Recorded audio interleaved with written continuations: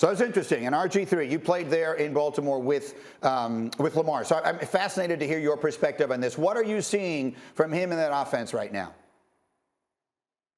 I just got to say this. Aside from the interceptions, you guys were cutting up yesterday when it comes to the Ravens, all right? They're 8-4. You know how many teams wish they could be 8-4 right now with what the Ravens have been through? No Ronnie Stanley, no Gus Edwards, no Justice Hill, no J.K. Dobbins, no Marcus Peters, no Deshaun Elliott, and now no Marlon Humphrey. They're the most beat-up team in the league, and they keep finding ways to win games. Okay, I'll admit this. Their injury report looks like I need to go play safety for him, and we all know I didn't play safely. So I understand that part of it. Yes, Lamar has too much on his shoulders. Yes, he's too much.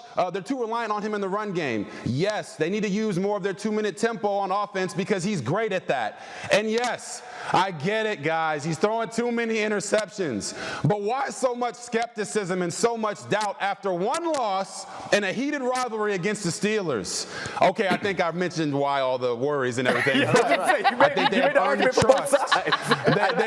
They have earned the trust, and they always figure it out this time of year. And I bet you they're going to win some games down this stretch that you guys aren't expecting them to win. I think both sides of that can be right. In fact, I'm not even sure that they are opposed to each other. This is a team that their season should have been over before it started. The injuries they had before the season would have taken almost any other team out of it completely. It's a testament to how well coached they are and everything else, and the leadership and the talent of Lamar Jackson. That said, the passing offense has not looked good the last couple of weeks. Something is going on with it. Yeah, no, I think that one of the difficulties in evaluating Lamar Jackson is, like, he's very unique. And Lamar Jackson has the ability to read defenses. Like, that was Lamar early on. His issues was with throwing the ball accurately. He made the right decisions. Now it feels like he's partially making a lot more bad decisions. But the more I watch Lamar Jackson, old Lamar Jackson and current Lamar Jackson, I have to understand that he's kind of a home run hitter. So I watched this interception and I'm like, what are you doing? But that play looks exactly like the play that he did the week prior that ended up in a touchdown. Then I watched them blitz him at the end of the game and he misses the shallow route. Instead, he's trying to fight with T.J. Watt in the backfield and get away from that. And part of me is like,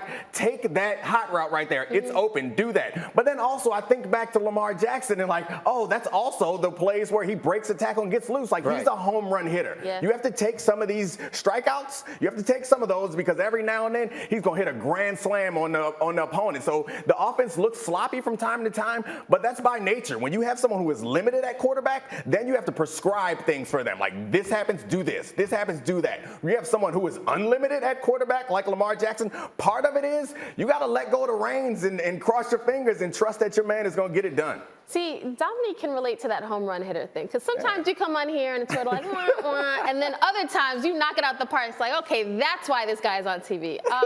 So here's the thing with Lamar. So that one, I just knocked that one out the park, though. I just that one, I knocked it out the park. RG3's delay is just phenomenal on that. Go ahead. I feel like, you know, we saw defenses earlier in the season force Lamar, like, okay, beat us with your arm.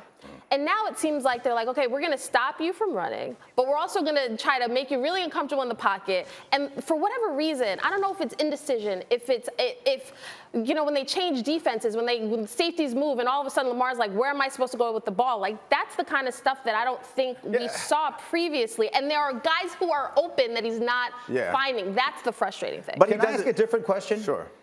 He throws a pass on a 2-point conversion to Mark Andrews that misses by about 6 inches at the end of the game on Sunday. If they complete that and they win that game and they're 9-3 right now, what conversation are we having? We're having a different conversation on TV, but it doesn't change. Like, you can be a testament to this. Like, this whole season, I've been pointing out the mistakes that they've been making, and even in wins, and saying it's going to catch up to them at some point. So we're having a different conversation, but that doesn't change the fact that Lamar is still struggling, and he's able to be miraculous in moments, and that's fine, but that's the problem. Is it still accurate? I don't mean to be sitting here just blanketly defending him, but is it reasonable to say they continue to need more from him than any team needs from any player? We talk about MVP, all that kind of stuff. He is required to do more things on that team right now than other quarterbacks. I think that's absolutely accurate, which goes back to the first point that we were making earlier. Is like RG3, I think you are defending, you're trying to defend them, but I think we should celebrate what they've done so far and understand that it's not going to get much better than this. They're asking a lot of him,